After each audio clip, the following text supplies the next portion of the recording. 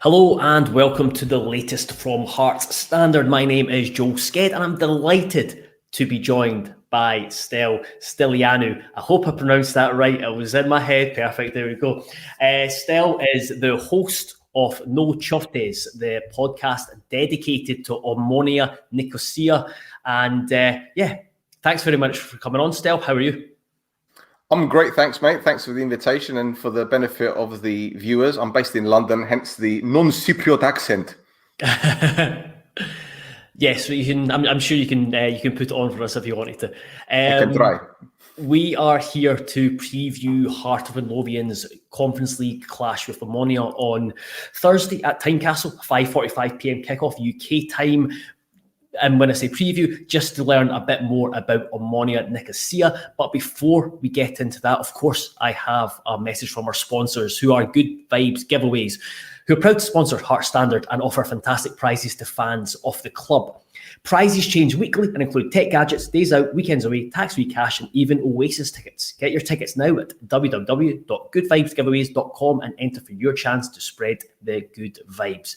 Now, Stel, with that out the way, I, as we discussed off air, and we did your podcast as well, or YouTube show, I did mention that I listened to your show from the weekend, where the team lost to one of the Cypriot League's lowly sides. And I suppose the best place to start is, could you give us kind of a brief outline of how it's going with Omonia at the moment and kind of what the expectations were against what the reality is? Well, up until the weekend, we had our own good vibes. But now the thing is with Cypriot football, Joel, is it's very reactionary. And by that, I mean the supporters are very quick to hype up their team when they're doing well. But when they're not doing well, it's sack the manager. These players aren't good enough. Now, we started the season pretty well. Now, I need to take you back a little bit because last season, in fact, the year before, I can go 2 or 3 years with this club in terms of managerial changes. It's been a roller coaster ride. We won the league title in 2021 under Henning Berg. The year after, it was a terrible season. He was sacked halfway through. Neil Lennon came in. We salvaged the season by winning the cup. And we thought, yeah, we can kick on. Lennon's got a very good reputation in terms of his managerial ability anyway. And he was signing players in the summer like Adam Matthews, who turned out to be a very good player for us. He brought in Brandon Barker. I think the less I say about him, the better. Even Gary Hooper came in and he did all right. But it didn't work out for Lennon. And within 7 games, he was sacked. We brought in a guy called Yannick Ferreira, a very unknown head coach that did very well in Belgium. He started off okay, but then he lost 4-0 to our rivals, Apoel. And usually when you lose to Apoel, the writing is always on the wall. And especially when you lose 3 or 4-0, it's bad. He was sacked after another 4-1 loss. And to be fair on the guy, we only lost 3 or 4 games under him in about 13, 14. So it wasn't bad. So another manager comes in. Now we're on our 3rd manager by now. We're talking about 1.5 years for football. So new manager comes in, a Cypriot head coach who's now the head coach of the national team. And he won us a cup as well. So we won 2 cups and the league title in the space of 3 years, which is great. But then things went pear-shaped for him. We brought in a sporting director, a guy called Jesper Jansson, a Swedish guy that had a very good reputation at Hammarby.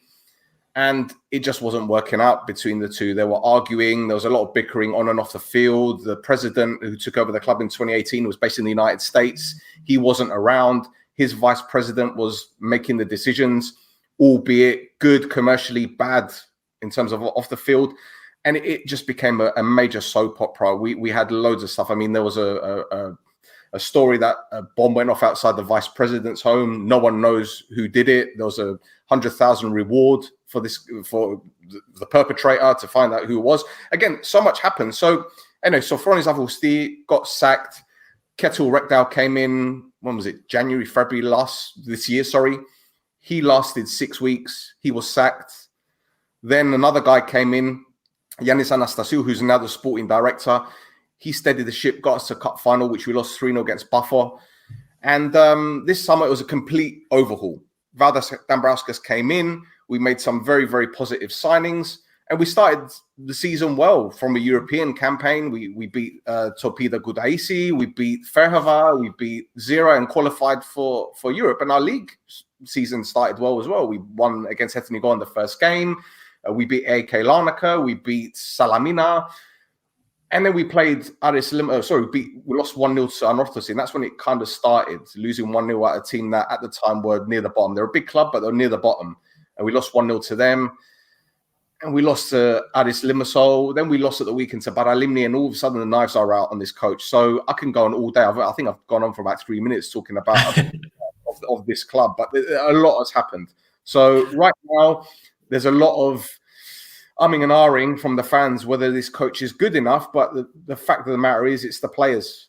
That's the problem. Yeah, because I was going to kind of ask what the key issues are at the moment. Because I've listened to you talk from the weekend. You mentioned that the players don't have the minerals to win the league title. So, yeah. What are the key issues, and is there a lot of sympathy for Dambrauskas?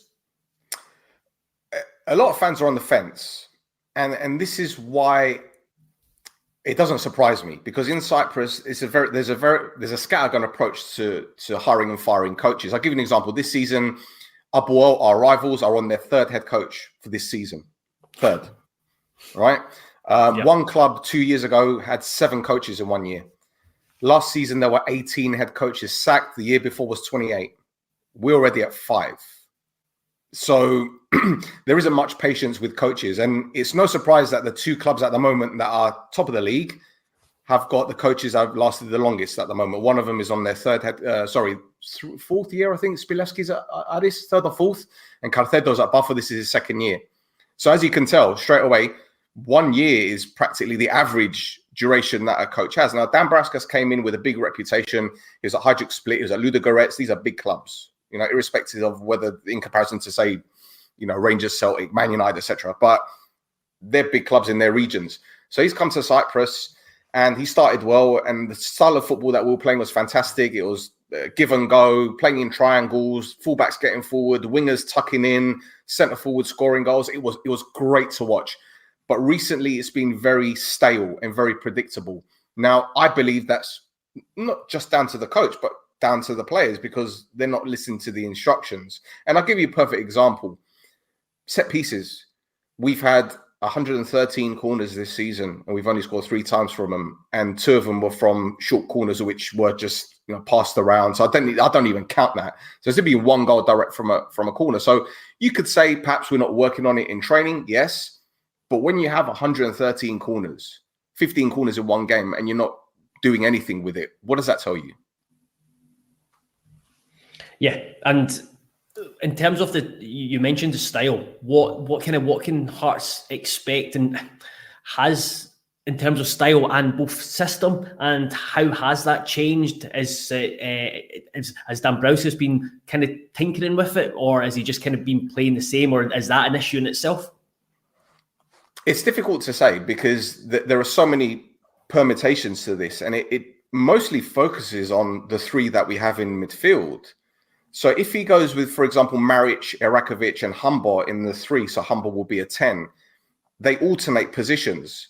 So it's almost as if 1 will stay and 2 will go, and they take it in turns.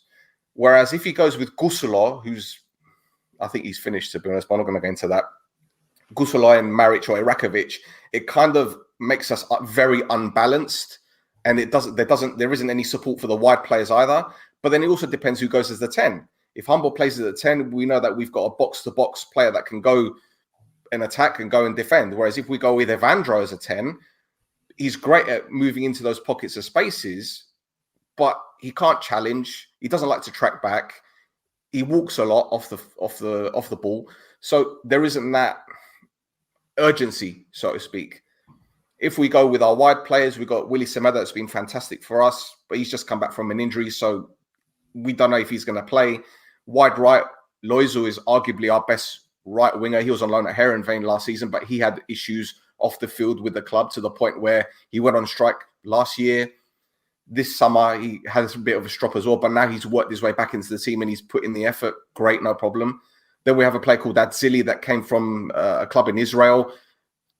Bit of a dodgy past, say the least. Just Google him and you'll see why. He hasn't really done too much. We signed a player on loan called Alium from Hammarby. He was great last season on loan. We brought him back this summer and he's been great for us, but he's not been playing. So again, there has been a little bit of tinkering in certain matches, but the back four has practically been the same all season. There's been one or two changes, mostly due to injuries or suspensions. Fabiano is the goalkeeper. He'll be number one, I think. He's probably been the best goalkeeper to ever play in Cyprus. And when you look at his CV, having played with Casemiro at Porto, you know he's a class act. So in answer to your question, it's been a little bit hit and miss for us this season. To be fair, there's a lot of positives, but at the same time, we're still making the same mistakes, whether it be defensively or just not being clinical enough in front of goal. So I don't know which Omonia is going to show up on Thursday, mate. Really don't. Because that's one thing that when I was listening to you and your colleagues speak from the weekend's defeat, that there was similarities between how Hearts have been this season and how than the way you're describing on Omonia, and that it was kind of predictable. It was slow at times. It was struggling to not both kind of create chances and be clinical, and then just a wee bit soft at the other end. Are those issues that have just kind of developed in recent weeks, or has that been kind of concerning from the start of the season? This has been an Omonia thing for a few years now, but don't forget, we do have a core group of players that won the league still at the club back in 2021. So you got Fabiano, Gusolo, Hambo, Loizu, Gaguli. But most of the players have been and gone since then. I mean, don't forget, in Cyprus, it's not uncommon for clubs to bring in 10, 15 players and get rid of 10, 15 players every summer. So you can't really get that consistency. Now, with us, the problems that we always have are pretty straightforward. Ball watching from defenders, not being able to finish chances. There have been games where we've had 15, 16 shots on goal and we haven't been able to convert any of them. Now, you could say that's down to the strikers, but I just think that's down to the way that, I don't know, maybe it's just down to nerve. I don't know. I really can't put my finger on it. It's frustrating because, we started the season so well and now we've kind of gone down this downward spiral. But I know that once the European campaign ends, they're going to step up a gear again. So it's just frustrating to watch, mate. It really is. It really is. There's so much potential in this team as well. Got a lot of young players, It does, just what you're saying there. It seems to be a mentality issue between playing in Europe to then go and playing in the league and then just flipping between the two. Yeah. That'd be right? Yeah. I think so. And again, that's been an issue with Omonia for years. We qualified for we got into the Champions League qualifiers. We beat the likes of Red Star Belgrade. We beat Legia Warsaw. And then when it came to the league, we went through a spell where we didn't score a goal in 5 games, but we still ended up winning the league, which ain't bad. But then when it comes to other seasons, we've gone to Conference League. Like, for example, we played Man United home and away. So 2 years ago, we played Man United home and away, and we were absolutely fantastic. But then the league form was absolutely terrible. And you're thinking, well, are you interested in winning the league, or are you more focused on European games? Because if that's the case, I don't want you at this club, because I want you to be focused on both. Now, I understand that when it comes to a big European game, you're going to put in that extra 10, 15%. But when you're dropping points, like we did this weekend against teams that are battling for relegation, like we did last season, we missed out on the league title by a few points. But I'm thinking, well, if we didn't drop 2 points against this team, drop 3 points against this one, it all adds up.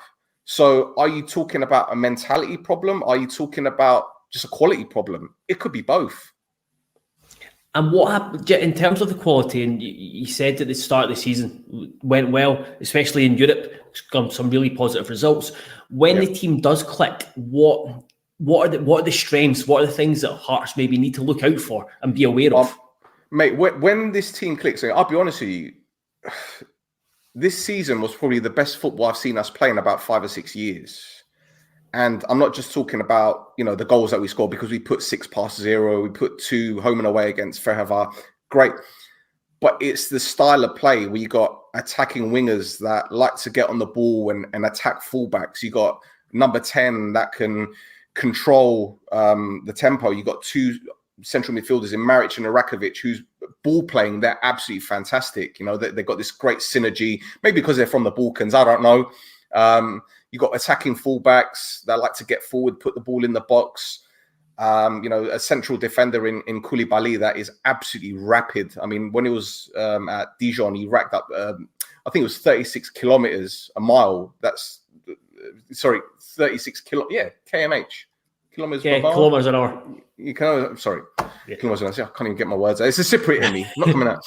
Kilometers an hour. So that's what he clocked up. And I think he was linked with Glasgow Rangers a few years ago as well. So we've got talented players. And we signed Musialowski from Liverpool, the Polish lad that did really, really well at under 20. He hasn't played for us yet. So we've got talented players. And when they click, the football is sublime. But the problem is we're on this downward trajectory at the moment. And I'm really, really worried about Thursday, because when we play against teams that are very quick on the ball and press high, we can't cope. And we played against AK Larnaca, ironically, Henning Berg's their head coach right now, and they pressed us and they pressed us and they pressed us for about 70% of the game, and we just could not cope. Even though we won the game, we're fortunate to win the game. But when we come against teams that are physical, that are quick, especially in an intense press, we just can't get out of it. And that could be our downfall, especially with the ball watching. It's bad. It's bad. There's a couple of things that Hearts can do in there, but quick isn't one of them. So there's not a lot of pace in our team. And but you say that, but the energy and the stamina levels from the SPL to the Cypriot League are different. Granted, we've got a lot of internationals in our squad, but it's another level. It's another level up the SPL. And in terms of kind of weaknesses, and you mentioned about the inconsistency, you talked about inconsistency, about kind of players' attitude. You also mentioned the kind of the balance when we had a chat earlier on, the balance in midfield. That's where Hearts can maybe expose, where you don't have any kind of ball winning midfielders, and especially if Hearts have got creative players that can find space. Yeah, for sure. Now, the way that we play, I mean, what I've noticed, especially in the derby games, we do like to sit back a little bit, but this coach is very positive in his approach. Now, I won't be surprised if we go with a 4-2-3-1 on Thursday, but get our wingers back to support the fullbacks and our number 10 to drop deep. There's a third central midfielder and to have one up top, whether it be Stepinski or Gaguli. I'm not sure which one's going to play. If it's Stepinski, you guys will be all right because he's not very quick. He can be lethal in front of goal, can be at times. I mean, this is a guy that's scored in Serie A and Ligue 1, but we haven't seen it enough from him. Whereas Gaguli, on the other hand, is absolutely rapid. He can run, he can press, he chases lost causes. He can give any defender a problem because of his pace and his running. But I don't think he's going to be fit for this game. So it probably will be Stepinski. Now, in terms of going back to your question with our midfielders, yes, Irakovic and Maric aren't ball winners. They're very good on the ball and they're very good at releasing the ball at the right time. But at the same time, as I said, defensively, they're not great. So that's probably where we might come unstuck. And also our fullbacks. You know, Alpha Diuncu has been very good for us. But at the same time, he's still young. He's been known to make a few mistakes, dwells on the ball a bit too long, holds onto it for too long. No problem, but it's down to the players around him to support him, which again, it depends on who's going to be right wing. If it's Atzili, forget it. You're going to win this one easy. If it's Loizu, it'll be difficult to get in behind him because he likes to track back. Left back is Hamas. He's been ever present this season, loves to get forward. Defensively, not great, which means that the left winger, whether it be Semedo, whether it be Alium, needs to track back to support him. So again, it just depends on the players. What I will say to Valdas's credit, he always picks the players that complement each other. So he's not going to go with a left winger that doesn't support the left back if he knows that the left back's problem is he's not good defensively.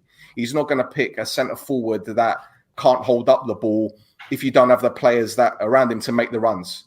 So it will be interesting to see which Omonia shows up on Thursday. I just hope it's not going to be the Omonia at the weekend, because even though we were on the front foot for most of the game, we got sucker punched and we just could not find an answer to Baralimni, who they got a new head coach as well. So, and what about head coach of the season? And what about the players at Hearts should kind of watch out for? I mean, Philip Lander's one that everyone in Scotland will know because of his time at Rangers. The player who stood out for me was, is Stevan Jovetic, just because of his time in Italy with Fiorentina. Who are the players that Omonia can't do without?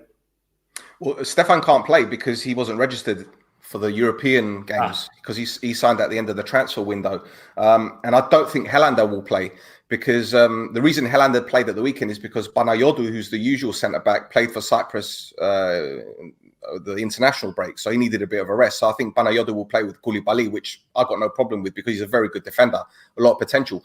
The players that we can't play without, it's difficult to say because we've got some standout players. But if there's one player that I think really makes us tick this season, well, there's two. I'd say Simic, who has often played as a right winger, but also can play as a 10. He's got a lot of running, a lot of speed, and he scored some pretty vital goals for us recently. And also Maric, who's the new signing we brought in from a club in Croatia. He reminds me a little bit of Michael Carrick in the way that he plays. He, very good range of passing, likes to get forward, can chip in with the odd goal or two. And then there's Irakovic, his partner. So if those two play, then we could have a good chance of getting something, even if it is a point. And I'll take that at this stage because we need all the luck we can get. So that kind of just one of my final questions was, you talked about how you would take a point. What is the view on Hearts, and what was the expectation, and has it changed since Sunday's result in terms? Because you obviously Omonia started with a brilliant result against Vikingur of Iceland, winning 4-0. Is this a game where you view as being a possibility to pick up points? Well, just to sidestep a little bit, that Vikingur result, you see the 4-0, it wasn't a 4-0 scoreline. Because in the opening 20-25 minutes, they were all over us. They had one player that went off injured, and he was their holding midfielder, and he was making them tick. He was protecting the back line. He was making sure that our number 10 wasn't getting anywhere near the ball. And once he went off with an injury, which ironically, one of their own players injured him, they booted him in the head when he went to head the ball. They kicked him in the head, and he had to go off with a concussion. And that's when the game changed. We were getting more and more opportunities, but it was the second half substitutions from Valdas to bring on three players that had a lot of pace because the Icelandic season is nearly finished. They've played how many games this season? I don't know.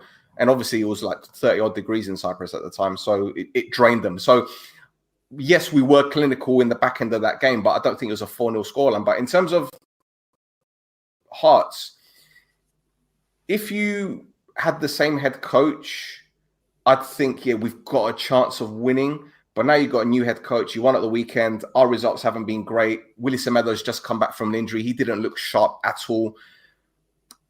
Listen, I'll be happy with a point at this stage, to be honest. If you'd asked me 2 or 3 weeks ago, in fact, if you'd asked me when the draw was made, can we win at Tynecastle?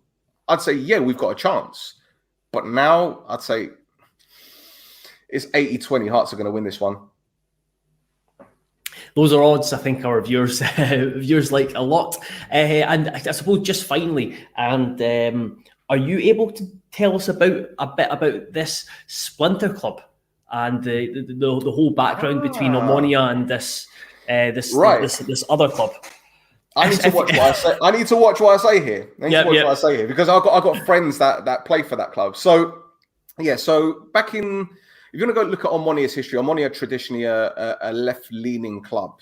In fact, we're one of the most despised clubs in Cyprus because we're not pro-Greece. A lot of the other clubs like Apoel, Apollon, and Anorthosis, they're all pro-Greece, and you can tell just by their kits, they've got blue in it. Apollon and Anorthosis are blue and white stripe. So they're very pro-Greece. And I'm not going to go into the political side of things because it can get a little bit messy. But Omonia were fan-owned until 2018.